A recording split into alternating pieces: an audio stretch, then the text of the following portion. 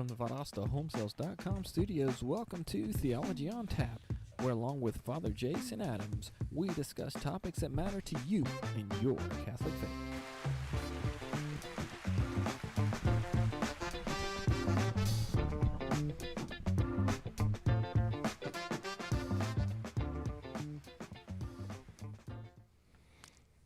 And we're back. We're here. Hey, It's well, Monday. Well, No, it's Monday. Tuesday. It's Wednesday. It's What day is it? Wednesday. Yeah, I myself have got all these days mixed up here recently. Well, you know what? I looked up and y'all are wearing masks and it kind of freaked me out. Oh, I'm sorry. I mean, I Yeah. just see two bald heads and I'm like, what in the world's going on Yeah, here? so new this week, you're still on Titletown Theology, but this week on Titletown Theology, it's Titletown Theology with the two bald guys. All right, That's so right. yeah, the two bald guys have taken over. Father Jason's out of town, so we've taken ourselves, and we've come to you guys live, and this week with St. John's Principal Vito Pelletieri. That's right. Yeah, I'm excited to be here. Yeah, welcome. So before we get into talking about him and talking a little bit about St. John's School, let's kick this thing off with our normal opening prayer. Vito, you mind starting us off with a prayer? Sure. In the spirit of Catholic schools, well, I'll lead with our school prayer. So, in the name of the Father and of the Son and the Holy Spirit, Amen. I glorify you, God, in all that I do. In mind, body, and spirit, I give my best to you. Help me to be an example, so others may see the light of Christ shining brightly in me. Glory be to the Father, to the Son, and to the Holy Spirit, as it was in the beginning, is now, and ever shall be, a world without end. Amen. Amen. Father, Son, Holy Spirit. Amen. Appreciate it, Vito. Thank you, man. Absolutely, Ben. Yeah, well, again, welcome to Titletown Theology, where we're bringing people to Christ one victory at a time. We're so glad you could join us this week. We're over here, I think, episode 17. We've reached new heights. We're getting folks watching from all over. But this week, we've kind of brought us back in home and brought us back into our town in St. John's Parish. We're highlighting St. John's School, and we're absolutely excited to have Vito in with us this week. Vito, Principal, St. John's School, how long now? This will be year 3. Great, awesome, Yeah. man. So, been here 3 years, done a lot of great things with the school and continuing to grow. Vito, you want to tell us a little bit about yourself? Yeah, sure. Born and raised here. St. John's is my parish. I grew up in this parish. Graduated from Lowndes. Went out to Valdosta State. I mean, I'm all about South Georgia, Valdosta. Started my teaching career in Tifton, doing some bands and music education, and then finally able to come back home to St. John's and been here ever since and loving every minute of it. Yeah, big Blazer fan. You join us out at Blazer games every once in a while, That's don't you? right, every once in a while. Bring the kids around. Now you got a girl to come hang out with I our do. batch, I know, our yeah. whole batch of girls. So That's right. normally we can get your boys all riled up and cheering for us and talking trash to the other team. So Yeah, for about 10 minutes, and then they're on to something else. 'Cause yeah, yes.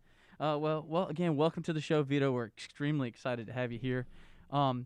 Again, this week, guys, as you saw in our intro, we're going to be talking Catholic school and specifically Catholic School of St. John's. Vito is going to answer some questions for us. We got down nitty-gritty with Vito this week and had some conversations with him. We're going to talk questions about school we have. And then also, as we go on with our program, like normal, go ahead and let us have questions. Post your questions, whether they're on Facebook or YouTube. Let us know. If you have questions for Vito as we go, Alan is over there patrolling our social medias, platforms, and he's keeping down questions. Again, remember our program here, what we're doing, how our rules and all that kind of stuff. So please do keep it appropriate and such. But ask away questions. We're going to have a Q&A session at the end of our segment at the end of the night. So we're looking forward to that, and we're looking forward to this interview today. So without further ado, let's talk about, well, Rob, Yes. what's that special word? Da-da-da, trivia. Trivia. If you've paid attention to our Facebook page this week, we posted some pictures. We finally got our swag in, our brand new stickers, great stickers we got coming in. They've been coming in the mail. We got one tonight for Vito Oh, awesome. for joining us as our guest host. Thank you. But the swag's here and the swag's going out. All right, we got a lot of people. We got caught up with all of our prizes. Our brand new stickers are in. We're working on that shirt order. If you've noticed, for those of you that have gone over to the Patreon account, if you go to the $10 a month account right there, you get yourself a free shirt. So part of that and part of becoming that Patreon there is you get a shirt. So we appreciate those folks that have already submitted there and gone to Patreon and are excited to have you there. Today we posted some brand new content, and yes, we found out there was some hiccups. We're learning the program just as much as some of you guys are, and found out, hey, well, sometimes our links don't always work perfectly. We're working that out. So you'll have some pre-show from last week, and prior to the show today, we filmed an absolutely amazing message from our producer, Rob. Next week, that will come available to our Patreon accounts. Uh-oh. What did I do? Oh, it was a great... What did you do? What did I say or do anything that I need to Be No, worried about? apologize for already? No, I think you did great. I think I'll go back and look at it later after I filmed it. And We throw some green screen effects yeah, on it. yeah, and we you- may have to insert little and here and there and shabow and whams. Maybe we can go some of those old school Batman. I was just thinking the same thing. Yeah. some old school Batman things is going on there. And another thing we want to do, we want to announce, again, this is going with Patreon, if we get 50 patrons on Patreon, all right, 50 patrons, again, you can donate anywhere from there from a $2 payment on up in different tiers. If we get 50 Patreon members, Father Jason and Rob on the Patreon account will do a challenge. It's a ghost pepper white chocolate challenge where it's a chocolate bar with ghost pepper. The Cocoa Challenge. It is an evil blend of peppers Fuego and box, chocolate. right? It's a Fuego box. Yeah. Is this like a chocolate covered pepper, or is this like a? It's a blended into it's the blended chocolate. into. Oh, It's okay. blended into the chocolate, and It looks I've watched innocent. videos. You can It watch looks innocent, videos. yeah. You can Yeah, just but look it's up the hashtag Cocoa Challenge. Yeah. This is actually the 2.0. This is the second time they've done it, but it doesn't look very good. Oh. I mean, it looks painful. So if you It- want, if So it you want does to look watch very Father good. Jason and you want to watch our producer Rob, apparently go through this painful chocolate bar, go ahead and hop on over to our Patreon account. The link's been shared on the page, and the link is also it will pop up as we go through on breaks and such. But 50 patrons. Once we get 50 patrons, that video will come available to all patrons. Maybe working on live. We're getting some smiles and stuff. Maybe live. May just be a tape, but of the entire event occurring. We're looking forward to here in studio, and hopefully you guys at home are looking forward to it. Well, Rob, I said it a minute ago, and you said the T word, but can you roll it back so we can get to trivia? Da trivia. All right, so I know I prematurely did that one a minute ago. Forgive me there. But before we get to our interview and before we run to break, let's do our trivia. So, did a little digging in the St. John's About Me Yeah. to find some trivia Okay. for our opening trivia question today. So you might want to open that link if you're not a St. John's school historian. All right. The Sisters of St. Joseph founded St. John's School in what year? Our trivia question, first one for today. The Sisters of St. Joseph founded St. John's School in what year? That's a good one. Yeah. That's a good one. We will see you guys right after the break.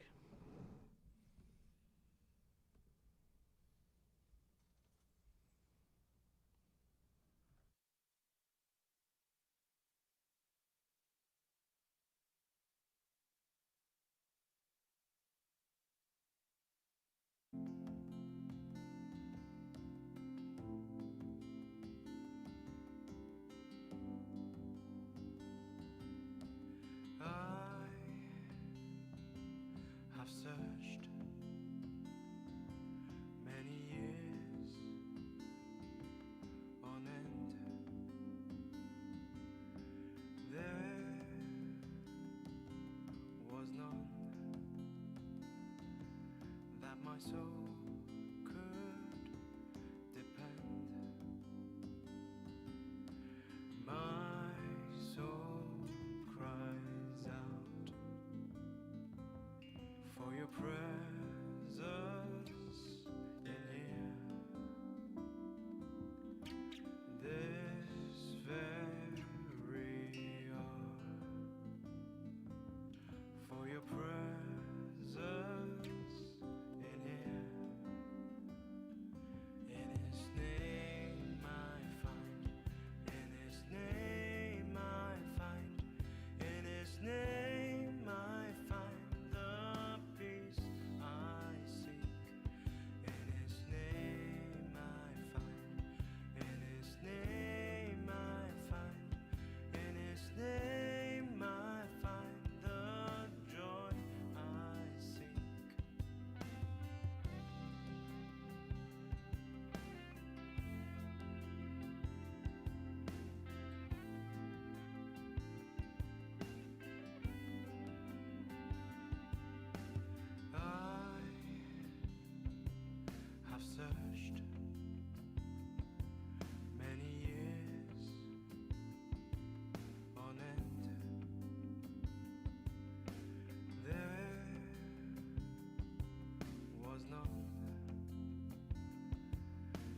my soul could depend.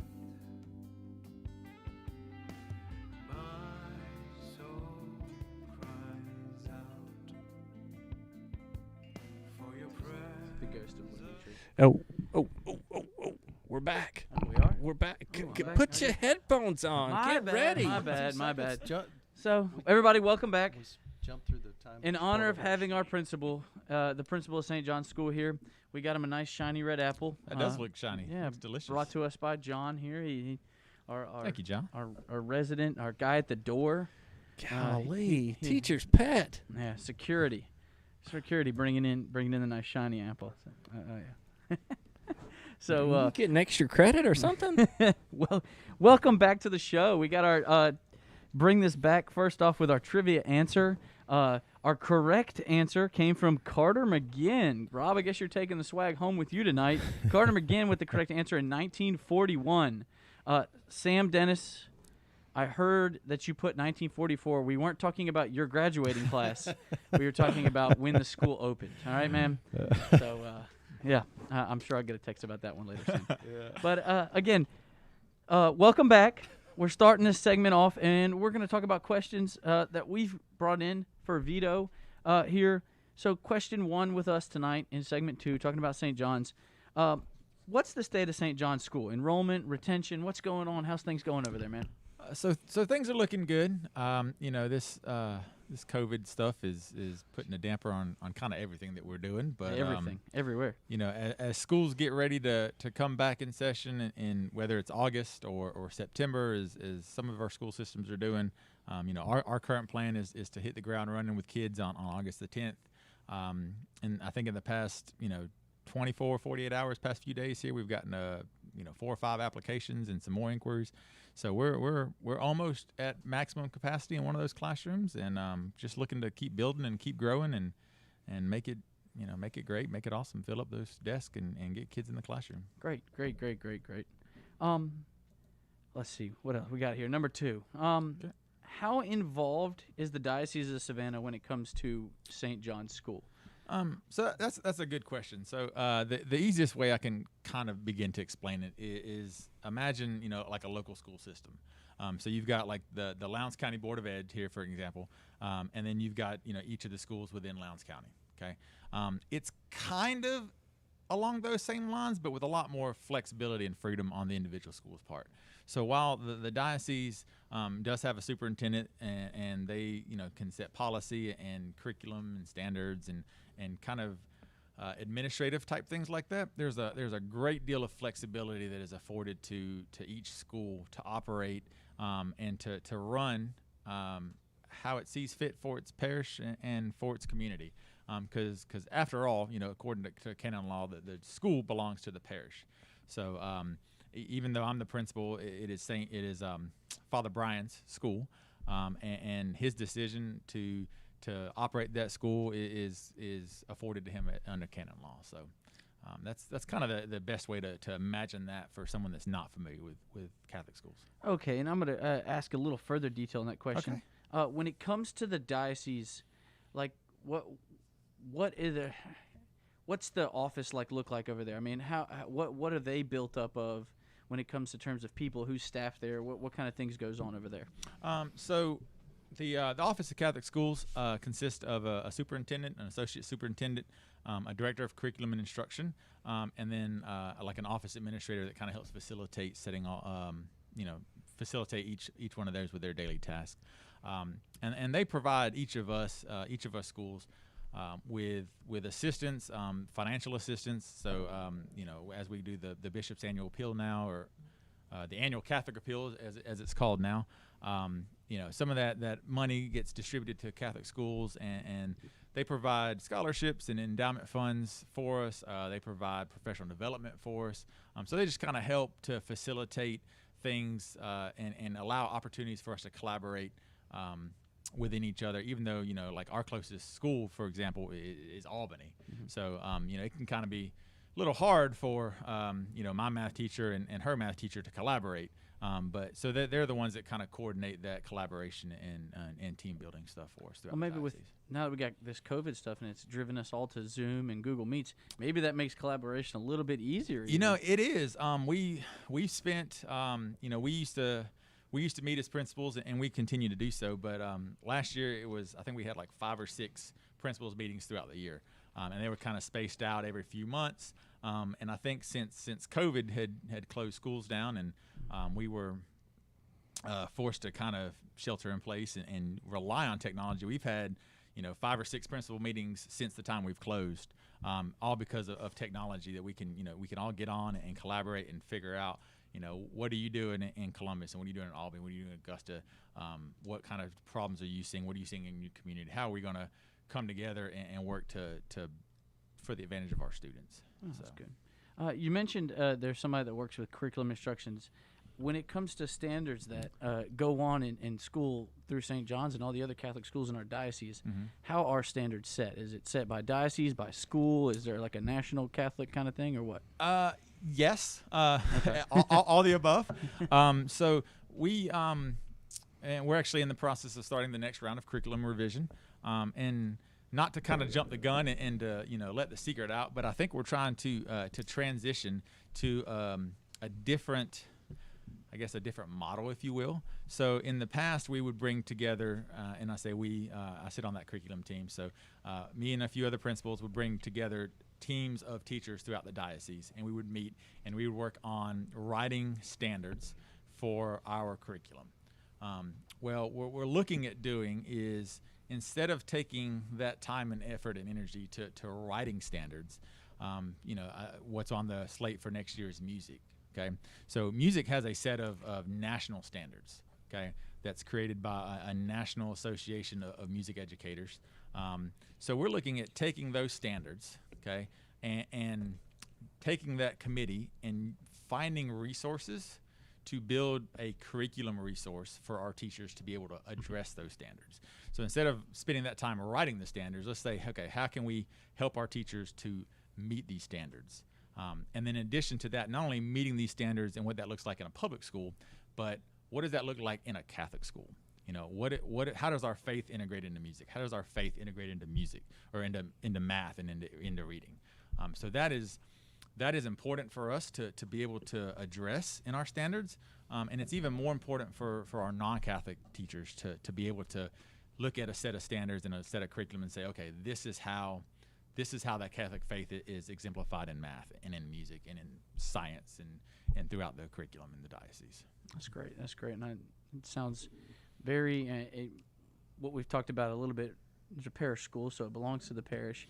Yeah. And that fact that we're creating Catholic standards, you're involving students not only in their subject areas, but then we're also finding ways to connect with the Catholic life. And if you those of you that, if you're new viewers this week, maybe you're St. John's members and you're just joined in to see Vito, we've had some talks in the last couple of weeks, in previous weeks, especially if you go back to some of our early seasons, talking about young adults, talking about parenthood, fatherhood, motherhood, and those kinds of things, and family involvement, but also adding that aspect of school involvement when it comes to it. It's a great thing and a great place for faith formation, wouldn't you say? Oh, absolutely. Yeah. Absolutely. Yeah. So next question for you, Vito. How can we share events and involve all parishioners of St. John's? So not just the school doing school events and church doing. What are some ways that you can envision a way we can work together and do events together? So that is something that we've been addressing and working towards for the past year. I sit on parish council as an ex officio member. So one of the things that we can do and we've already done is to tie our religious ed that we do at the school in with what the religious ed program at the church looks like. So Susan and I meet regularly and we talk about what they're doing in CCD and religious ed and what we're doing to mirror that at the school. So the diocese has a pretty solid set of curriculum for what the religious program looks like at both the schools and the parishes. but I don't want to say it's minimal, but a lot of what we do goes above and beyond that. So, you know, the retreats that we bring in for our students and for the 8th graders for like confirmation retreats, you know, that's not necessarily required as a part of the set out curriculum for that program, but it's something that we work together to provide. You know, we've got the teachers, we've got the students, we've got the buildings, we've got the grounds. We work together to make sure that happens for our students at school and the students that are in religious ed that are part of the parish, because, you know, after all, the parish and the school are one. It should be a unified front. So That's great. That's great. And this next question kind of builds off on that. So how can the church and the school work together to educate the children of the parish beyond just our 8th grade platform? How can the school and our parish work together in advancing our young adults as they're going towards high school and young adults? What can we do to work together there on that one? I think there's, you know, I think you and I talked about this earlier this week. There's a lot of bridging that has to happen. You know, we get our kids to 8th grade, and for us that's their senior year, if you will. And you know, they get confirmed, and you know, there's not a lot that's offered for them after that. And that's something that you and I have talked about, and we kind of had identified as something that needs to change. You know, we need to be able to assist these students in, I would venture out to say, and I don't think it's that far of a venture, but maybe the most crucial part of their life. You know, they're going into high school. They're especially if they've been St. John's, you know, students. Their circle of influence is about to go, you know, 100-fold, 200-fold. So anything that we can do to help keep them grounded in that Catholic faith and their Catholic morals and their values is going to pay itself in dividends. And really help to concrete them into that Catholic identity and cement them into their faith. All right. I'm going to ask you this question. It's one that I kind of come up.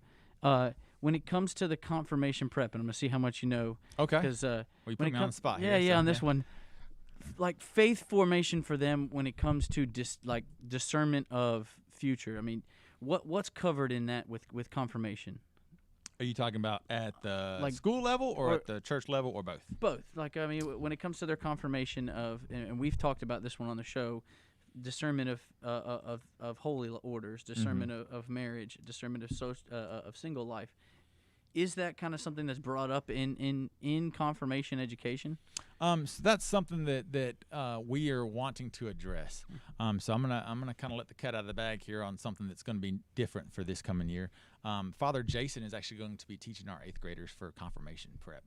So he's going to be running that 8th grade religion program for us, so that we can further kind of help lead them, not necessarily, you know, we don't want to force them to become priest or religious sister or anything like that, but at least expose them to the idea of what religious life looks like and what sacred life and consecrated life looks like, because they're not exposed to that. And you and I had talked on this earlier, and I don't know if we're going to get to it later, but I'm just going to hit on it now. You know, we had talked about why Catholic schools are becoming, I don't want to say less Catholic, but less of a Catholic teacher. You know, there's less religious teaching is the appropriate term, and it's kind of a cycle. You know, as Catholic schools unfortunately close throughout the nation, and those student populations go down, the number that go into religious life go down. You know, most of those that go into religious life, whether it's a priesthood, diaconate, brothers or sisters, come from Catholic schools. So as they're, you know, feeder programs, if you will, for lack of a better term, as those programs kind of close, those that are dedicated into that vocation, those numbers go down, which then leads us to have, you know, where we're at now. You know, we're short on priests. We don't have priests in schools teaching very often. We were very lucky and afforded the fact that we have a parochial vicar who can work into his schedule to dedicate teaching confirmation for us, and you know, having priests and deacons and brothers and sisters to teach on campus is a vital part of that Catholic identity that we're working very hard to restore in our school. Yeah, that's great. That's great. And I think the next question kind of leads into that one, and you've kind of answered that one. What does the future of St. John's look like? I mean, what kind of things you build in and you're working on over there? So that's the biggest change right there for this coming school year is what. You know, bringing Father Jason in, and hopefully that's something that we can continue. You know, the priests are assigned to parishes at the discretion of the bishop. So with our new bishop coming in September, he's being ordained. I don't know if those assignments are going to change in next year or what that may look like. Hopefully Father Jason will be with us for a few years and we can keep that there and instill it and continue to grow it. I would love to see, I'm going to challenge Father Jason, but I'd love to see, him taking over more of an active role in preparing our students for sacraments. What better person to teach the sacrament of communion and the sacrament of first reconciliation and confirmation than a priest. We know he's watching out there on vacation. I know he's watching it. So he might be calling me right now. Yeah, telling Father me to Jason. stop talking. Yeah, he might be texting you right now. That's right. That's his thing, is he wants to check his phone in between breaks. Hey, so and so's texting me. Yeah. Also out there, Bishop-elect Parks, if you're listening, we love Father Jason and.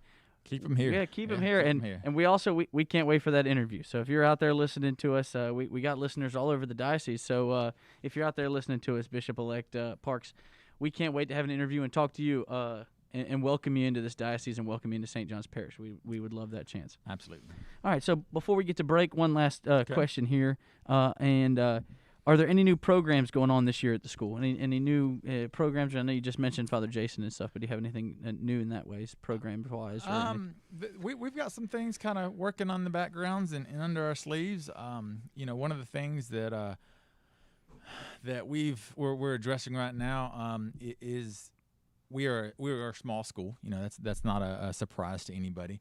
And while that is great for many things, our student-teacher ratio, you name it, it's great. It does provide some restrictions for us and a sense of community and team building. So we're working to develop, I don't know if I should say this or not. I don't Say it. So we're looking at rolling out a faith families house system to allow our students to intertwine between grade levels and build a sense of community from a fourth grader to an eighth grader. So, if our class has 9 kids, while we work hard to make everyone feel included, it's kind of, it can sometimes lead to like I'm either in or I'm out. If I'm not part of that 9, if I don't get along with 1 or 2 of them, I may feel excluded. And while we definitely don't want that to be the experience for that child, and we work hard for that not to be the case. It can sometimes happen. So, now if we're expanding that circle and we're expanding their sense of community to across that grade level, not only does it build that sense of community for that student, but it allows our parents to interact with each other as well. So we're really working on focusing how we can increase that sense of community within our school. That's great. I like that.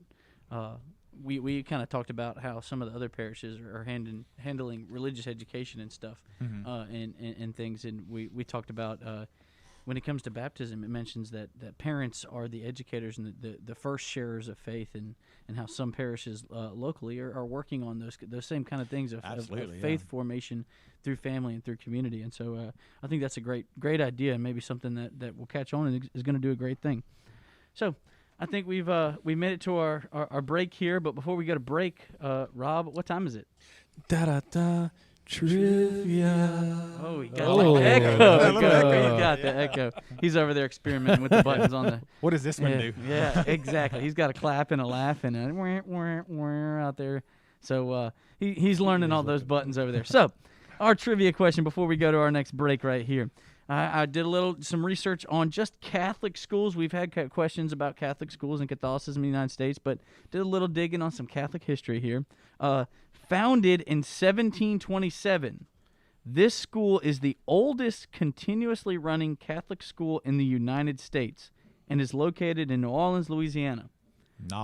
Yeah, sorry, I heard it. There. So I heard it. What is its name? So again, this school, founded in 1727, is the oldest continuously running Catholic school in the United States and is located in New Orleans, Louisiana. I thought it was the school that my grandmother went to, but my mom informed me she went to school further west, but it was another very old Catholic school located in the bayous. So we'll get you guys back here. Hopefully we get our correct answer here. Go ahead and start Googling that one. Oldest continual Catholic school. We'll see you guys back right after the break.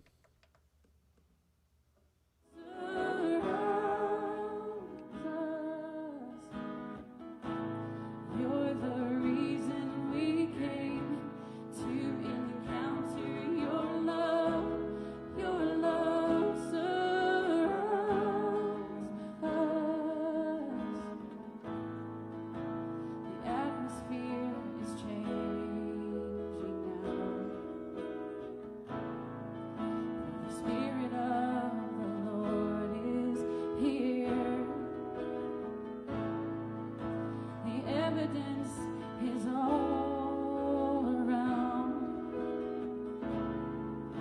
The Spirit of the Lord is here. Overflow in this place. Fill our hearts with your love. Your love surrounds us. You're the reason we came to encounter your love. Your love surrounds us. Overflow. Overflow in this place. Fill our hearts with your love. Your love surrounds us. You're the reason we came to encounter your love. Your love surrounds us. I don't want to talk about you like you're not in the room. I want to look right at you. I want to speak right to you. God, I don't want to talk about you like you're not in the room. I want to look right at you. I want to speak right to you. I don't want to talk about you like you're not in the room. I want to look right at you. I want to speak right to you. I don't want to talk about you like you're not in the room. I want to look right at you. I want to speak right to you. I don't want to talk about you like you're not in the room. I want to look right at you. I want to speak right to you. Ooh, and we're back. Welcome back, everybody. Welcome back. So we got our trivia answer. Our trivia question, first off, was founded in 1727. This school is the oldest continuously running Catholic school in the United States and is located in New Orleans, Louisiana. Nolans. Yeah, Nolans. Nolans. Yeah, Miss Lynn Salick, you got the correct answer with Ursuline Academy. It was actually one of the first female schools in the United States and one of the first ones to allow integration with black females in the classroom as well. So, Nice. yeah, very big, very historical school. I had to look it up. Some beautiful campus down there. They got some very beautiful campuses anyways in New Orleans with a lot of different schools. Celine Gladwin, a close second. Oh, there you go, Celine. Close second. Got to be out there. So, again, letting you know this, put some questions out there, both on Facebook, on YouTube. If you have questions for Vito as we're going through here, Alan's patrolling. We got one question Patrolling? already. Yeah, patrolling out there, looking for questions and looking for things. I think I put these headphones on back on sideways, so it's a little bit different hearing. I think different your now. head's crooked. Yeah, maybe that's why the hair grows the other direction. There you go. Yeah. So Gravity, right? Yeah. Ask away on questions. Got Alan out there. If you're a St. John's parent, if you're someone that's interested in St. John's, let us know, and we'll try to get those questions asked out here before we get to going.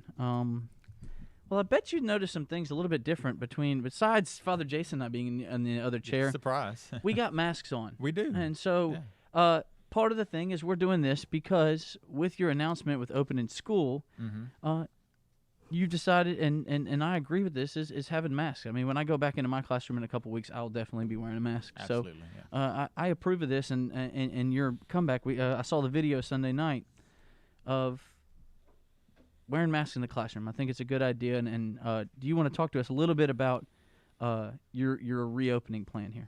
I can. Yeah, sure. Absolutely. You want to talk masks first? Sure. Okay. So one of our goals, and I guess let me back up and start. Well, I'll just start with our goals. So one of our goals with going with masks for everybody is that we're trying to keep everybody on campus as safe as possible. You know, we've got students, we've got teachers, we've got priests. You know, parochial vicar Father Jason is going to be coming in and out. Father Brian comes in and out. You know, we have a wide span of people that come in and out of this school, and we want to keep everybody healthy and safe because we want to continue in person face-to-face instruction. You know, while I think, you know, if we have to, a virtual school is. We got some distractions going on in the back. I'm sorry. You know, nobody really wants virtual It is school. theology. Well, it used to be theology on tap. So Yeah. just take Now that, it's take just that for what it theology. is. Yeah. Yeah. Which is fine. You know, it's a school setting, school themed. But we want to keep everybody safe. We want to keep everybody on campus. You know, we don't want to have to close classrooms or suspend classrooms or suspend education because you know our teachers have to be out and home isolate, you know, according to DPH guidelines or anything like that. So we want to keep everybody on campus. That's our number one goal. We want students in the classroom engaged in learning. And I would rather start with an abundance of caution and look at data as we start school in August and say, okay, you know, we can relax a little bit and go outside more often and adjust our plans. So, you know, everybody that's watching, please know that plan is not what's going to carry us through. I don't even want to say the end of August, let alone the end of school. You know, it's a very fluid plan. It's very, it can change daily based on the information. We're talking with hospital staff and local experts on what is the best course of action to do. And, you know, everybody has different opinions. I mean, just look at different school reopening Yeah, plans. that's what I was going to say. Is that You know. we've got about every school system, county surrounding us seems to have some form of a different plan. Absolutely. And again, like you said, everything's very fluid. And in the school system I'm in, we're hearing the same thing, guys. We're just trying to be as fluid as possible. So this may change up to the week before things go. This may change 24 hours before things go. Absolutely. Yeah. Or you know what, we may be able to relax things as soon as we get things going. So again, we're being very fluid and very, very. I think the key thing is what I've heard a lot of people say is we need to be understanding that we're Absolutely. trying to do what's best. You know, and speaking of understanding, you know, I'm going to ask parents to trust us to be understanding. You know, I had Eli. Eli was up with me at school yesterday, Monday, Tuesday, yesterday. I don't know, one of those 2 days. And he was up there with me from 9 to 1. Okay, he had his mask on. I had my mask on. Everybody in the office is wearing a mask. We're following our own protocol. And in those, you know, 4 hours, you know, 10, 11, 12, 1. So in those 4 hours, did his mask stay on 100% of the time? Absolutely not. Did it fall down, you know, a dozen, 2 dozen times? Absolutely. And we understand that, and we know that's going to happen. You know, he's not going to get in trouble. He's not going to be sent to the principal's office. We're not going to send him home because the mask falls down. We're going to work with him to make sure that everybody in that classroom is healthy and safe and can continue to be face-to-face for instruction. Yeah. Again, being understanding and helpful.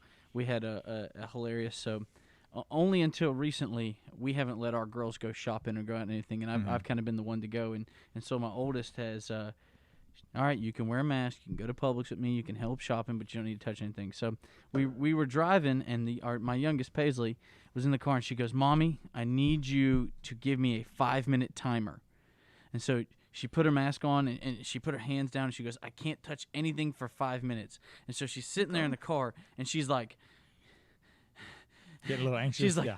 I can't. I'm like, if you know, Paisley, 5 minutes without trying to grab, touch, talk, move, do things. Mm-hmm. And so, let alone, she was like, the time I've made 5 minutes. Lily just looks at her and goes, Paisley, it takes us longer than 5 minutes to go shopping at Publix. You're probably going to have to sit there longer than that. So again, we're being understanding. I mean, we just got to see it. This is a crazy new world we're in right now, and Yeah. when we're at now and what we're at now, and we're hoping for safety for everyone, and trying to be understanding, and at the same time, we just live in the way we got to live right now. And at some point, we're going to be able to get back. We're going to be able to watch college football and enjoy Yeah. life back to the way it was before. We can't wait to get there, and we pray that it comes soon.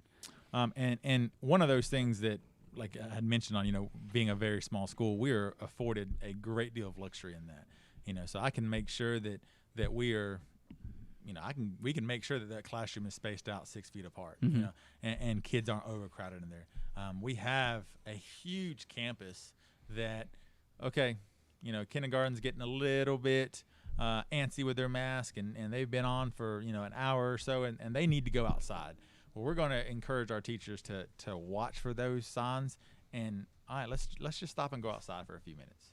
let's focus on their social, their emotional, and their mental well-being, while also keeping them safe and trying to continue that instruction. Yeah, it's been a long time since March. I was having this conversation with Yeah. someone the other today, actually, and he's like, "It seems like now when I go do an event, it almost becomes surreal. Like, whoa, I did that, and Yeah, I get to it was go out it and was do that. only this weekend when I did it. Whereas like we were getting into conversations in like April, and we were talking, whoa, it's been so many months since we've gone down the street and had something to eat, Yeah. or hey, we haven't gone to the beach in a long time. Those kinds of things where now you're like, whoa, I did that. And so, like, you're almost – but, yeah, it's been a long time since we've been in school, so I think understanding and working your way back into systems of what goes on in school is definitely a healthy way to address that. Mm-hmm. Yeah. So, some other questions we got going on. Do you have to be Catholic to attend St. John's School? Absolutely not. That is not a requirement. No. I actually pulled some numbers, some demographic data this morning for a paper that I'm writing. And while we are heavily Catholic, I think it's about an 80-20 split. So we definitely have some non-Catholics. They do learn the faith. They do learn about the religion and our Catholic identity, and go through everything that our Catholic students go through. But they don't actually receive those sacraments. So they're not going to get First Communion. They're not going to get First Reconciliation. They're not going to get confirmation. But they're going to complete everything up to that point, except for actually receiving that sacrament. Unless they absolutely wanted to, right? If them and their parents are choosing Sure, that they absolutely. We won't turn anybody away, but we're not going to require it of them. No, that's great. That's good. One that was brought up, we had what is the school's mission? And you want to talk to us a little bit about that? Yeah, absolutely. So we just spent some time in the first semester reworking our mission, and we published a revised or an updated, a new mission statement. So our new mission statement, I don't want to, kind of rolls a little bit better, but it encompasses all that we do and all that we strive for and all that we try to instill in our students. So our new mission is to empower all students to reach their full potential and to follow the model of Christ. So while we are a Catholic school, so that faith element is in there. Everything that we're going to do is focused around following the model of Christ, because we can cover the academics. I can teach your kid algebra in the 3rd grade, if we wanted to, and we can do the academic part. But what sets us apart from any other school, really anywhere within 100 miles from here, I think whatever Albany is to us, Hour and a half. So yeah, hour and a half, 90 about miles or so. 90 miles, Yeah. is that Catholic identity, and what we're aiming to instill in each of our students. Oh, that's good. So. That's good. You got any new introductions for any new faculty members and such going on to St. John's? We do. We just hired 2 new staff members. Our new pre-K 4 teacher is Miss Katie Baumgartner. She's coming to us from the Midwest, I'll say, I want to say Wisconsin, Illinois, somewhere up in that area. And I asked her, we did a Zoom interview and we were talking, and she was coming down to Valdosta State, and the question was, what brings you from there to South Georgia? And her response was, I always just wanted to live in South Georgia. Is she aware of the heat, the gnats, the mosquitoes? What else? Well, what other things can we add to the list? I mean, don't get me wrong. I love my South. The sweet tea here cannot be It's found. number one. That's right. It cannot be found in anywhere Illinois, else. Wisconsin. I did Yeah. a mission trip to Indiana, and about midweek, some of us just got to the point where we're like, man, I'd love a sweet tea. And so we asked the staff while we were on the mission trip, hey, can you guys make a sweet tea? And one of the staff members was from the South, and he's like, guys, I went to the grocery store last night. They don't even sell those kind of tea bags up here. And we're like, what do you mean? He's like, yeah, they don't have like Louisiana or It's not even available. It's and just they're not like, an option. they're like, they have like all the flavored teas and like nighttime teas, and we're like, all right. And so he's like, but hold on, I'm gonna go to McDonald's, and McDonald's was the only McDonald's place. had it? McDonald's has Oh, sweet tea, but nice. it was still wasn't the not. It same. still wasn't the same sweet tea.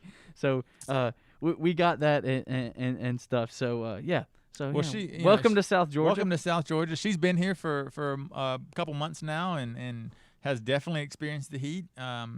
It's still going to get hotter. No, So, as anybody from down here knows, July is unfortunately not the hottest part of summer. And Usually then- it's the first week of football season when we're all sitting and melting in the stands. That's right. Yes, that's right. Yeah. And then the gnats come out. Yeah. And yeah. So Yeah. she's going to get a good taste of that. But we're excited to have her. She's Catholic, very into extracurricular activities for our students, and looking at starting up some new clubs and organizations for us. And we're excited to have her. And our middle school math teacher comes to us from Hayhire Middle School. Mr. Bill McClendon is going to be joining us and teaching math for us. Real excited to have him on board, and looking forward to a great year with that. So. Okay, that's great. That's great. So now we've kind of reached the point. I've Okay. ran out of questions, Yeah. but it looks like we got some of our viewers over here, and Okay. yeah, we've got advanced in our studio. I'm looking right across from me, and Yeah. man, we've got this Okay. up on the screen. This is great stuff. Yeah, John's even waving glasses. John, no, I'm good. I got this, man. It's big. I can read it. Yeah. So, first question we got for you here, Vito, is what can out-of-town grandparents, people do to support the school? That's a great question, and unfortunately, it's something that we've never really thought of. And I know that sounds bad, but that's a good question. I'm gonna have to think of some ways that we can engage with our out of town grandparents. Well, here's one we just mentioned. We were talking about Okay. earlier. The road race has always been a huge thing with St. John's. And Absolutely, we yeah. mentioned and talked about a virtual 5K and how those have kind of grown and gotten larger. So that may be one way that we can get out of towners Yes. involved in stuff. And so and we're looking at I talked with Father Brian about our road race and trying to continue that, and he gave us the go ahead, and so we're going to be in the initial stages of planning for that. But we also we're going to be exploring I guess a backup option. So if something happens and the city won't let us get a race permit or a parade permit or whatever the official documentation is that we need to be able to do that, we can still continue that tradition and continue that opportunity for our families, and then open that up to out-of-town grandparents and relatives. So yeah, it'd be great. that will be a great way. All right, so next one we got here. It says, can you touch on service projects that the school engages in both class and school-wide? Absolutely. The easiest thing, or the first thing, we do a service project throughout the school year called Break Bread. So our students leave campus, and it's partnered with a local church that our students leave, and with an adult. They're the adults driving, and it's delivering meals to the less fortunate. So they take time out of their day to participate in that and to provide those services for those families that are in need. Some other things that we do. One of the past things that we've done is a partnership with Sister Nula and the Sisters Solidarity for South Sudan. So I was just talking about that with somebody, but our students partnered with Sister Nula and I believe they did a fundraiser and did some curriculum was focused around South Sudan and the struggles and the political and cultural climate that's going on right now in South Sudan, and what the solidarity of South Sudan is aimed for and achieving, and they work with Sister Nula to help with that with her project. So Good. And got another question here. It says, do you see the Supreme Court's recent ruling against Blaine amendments being helpful to Catholic education? So I know what he's talking about. The Blaine amendments are and Those go back a long time. They do, and it's something that if you're not familiar with them, it prevents money from the states to fund parochial and private schools. So actually, a little bit of a history lesson.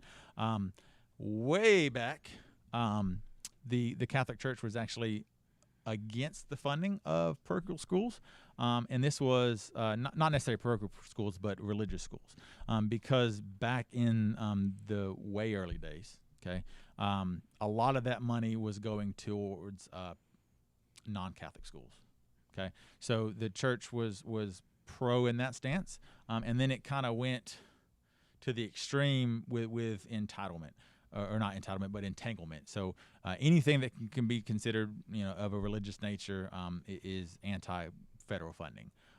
We partner with Valdosta City Schools as our federal programs director, and we're able to take advantage of some of those title funds.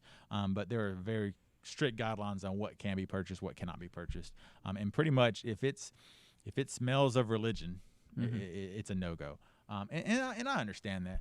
I haven't seen exactly what that the question is in reference to. I think it could be helpful if it it's one of those things where it sounds good, but it's going to really be on the execution and how that trickles down to the states. Yeah.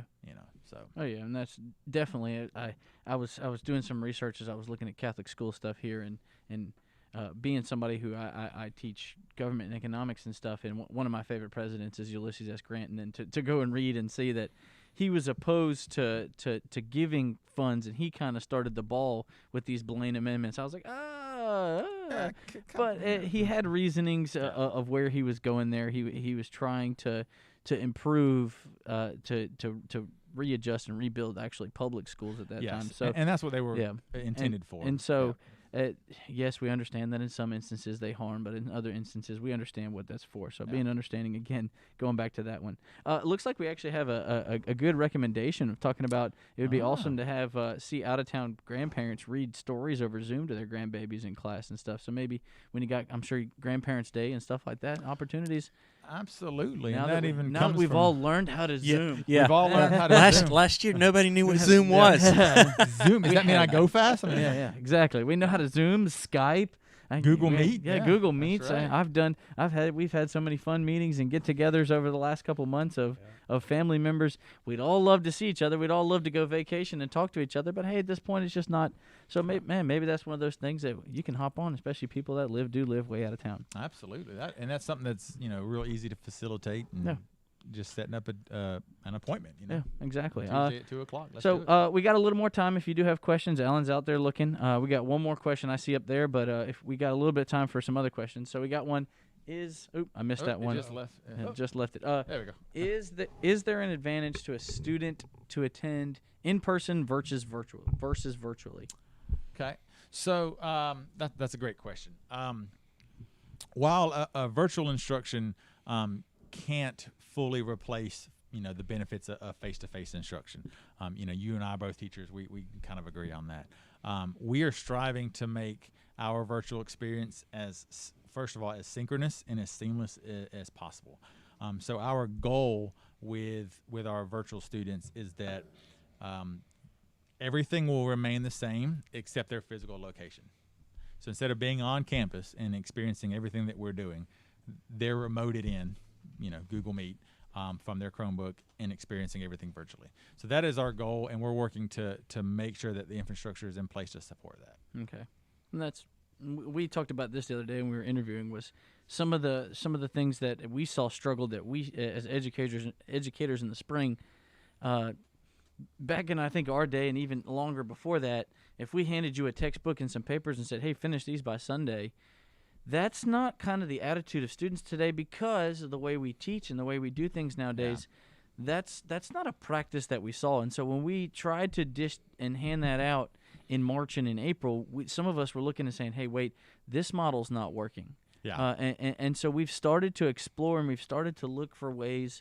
And one of the ways myself has found is creating videos, trying to come up with live. I mean, I'm exploring methods of bringing it either live or a taped version of class and bringing in some of those things. If some of you maybe, if you've worked on online degrees and such, those kind of discussion boards. I know with my master's degree, it was one of those like, you need to make a post and then you also need to comment on 3 or 4 more other. Yeah. You're seeing that start to come up even with in-person classes. Like, we can have in-class discussion, but the way our students are working these days, that it's starting, if I start that, we can almost have a whole lot more constructive and better conversation in that realm than sometimes that we do in class, just because, hey, sometimes in class you get a little shy about stuff. So sometimes those questions, and I think you and I were discussing the model that you guys are going towards with virtually and in person, and I think for as long as virtual is there, you guys sound like you got your plan going in the right order and such. Yeah, because we still want our teachers and our students to be able to engage directly with one another. You know, when we shut down, you know, in March, matter of fact, I remember it vaguely or distinctly. It was March 13th. Mm-hmm. I was checking out of the hospital. Anna was just born. We were getting ready to go home. I was on the phone with our superintendent and assistant superintendent trying to figure everything out while the nurse was coming in and giving us all the discharge papers and trying to shut the school down and calling teachers. And so it was a pretty hectic day. But, you know, we transitioned over the weekend, and from that Monday on until the end of May, much like we kind of expect our reopening plan to adjust, we were continually adjusting that virtual plan. Mm-hmm. You know, we started with kind of that traditional model of, here's your work, get it turned in by Sunday. Well, that's not really working. Our kids, like you said, aren't used to that model. They've got I don't want to say too many questions, but they're not at that stage that they can be fully independent. They need that teacher interaction. Mm-hmm. They need to be able to correspond with their teacher and their classmates, because a lot of what they are learning is that social interaction. You know, how can I express myself? How can I articulate my thoughts into this discussion? So we went from there to videos being posted and comments. And we went to once a week, and we went to twice a week. And we found that we had a very good attendance rate with our students coming into those Google Meets, and having like I would say like a hybrid class model. You know, they'll attend that direct instruction twice a week for social studies, and then in the meantime, in the off days, they have, you know, work that they're working on. Mm-hmm. And we want to take that to that next step. We want to keep that transition, you know, because some of our students may need to go home and be isolated, for example. You know, I hope that nobody has to be out of school for an extended period of time, but if they do, we want that platform in place that, you know, I can go home for a set amount of time and not miss a beat. Mm-hmm. You know, continue learning just as I would if I were in school, and then jump right back in when I can come back in and when it's safe. So Of course. So, well, they're waving at us that it's time. That's the time? Yeah, Well, they threw the time up there. and that hour went by fast. Yeah, it did. Rob's giving us a funny look. First off, we want to give a thank you to our fans. If you're new to Titletown Theology, go ahead and hit up the page, like us, and share us. Let us know your friends. Let no family know. Yes, this week we highlighted St. John's, but we cover a ton of subjects. If you go back on all of our episodes, we've talked about a ton of different things, and we're going to continue to talk about a ton of different things. I think next week we can talk about our subject next week. Myself and we have, I believe it's Benedictine's football coach will be on, and we're going to be talking about sports and discussing of faith. So you're going to have two high school coaches in talking. Father Jason's going to be here. Myself's going to be in studio, and we'll have Benedictine's coach phoning in or Skyping in, I believe. One of the two we've been talking about. But we'll be on talking about sports and faith and what we as coaches do to be not only show our faith, but how we share our faith in those things. So we have some great things coming up. We have a great schedule of upcoming. We're about 8-9 weeks out in planning now. So we're looking forward to what things got going on. If you're new to the show, or if you've tuned in once in a while, go ahead and like our page, share our page, tell your friends about us, tell your family about them, share it. We're enjoying you guys. Hopefully you guys are enjoying this at home, and don't forget to support the show on Patreon. You got a chance to support it, like I mentioned earlier in the show. 50 patrons on Patreon. Father Jason and our producer Rob will do the Cocoa Pepper Challenge. And since I'm a little girl, you're going to hear me whine and complain and scream, and it's going to be fun. Yes. And it'll probably be a little bit embarrassing for me. I'm waiting to see how Father Jason does, because he doesn't look like the type, you know, I'm half Hispanic, so, you know, little jalapeno peppers, they don't affect me too much. Yeah. But I don't think it's quite that analogous, but It's going to be bad, Rob. Just accept it. It's going to be bad.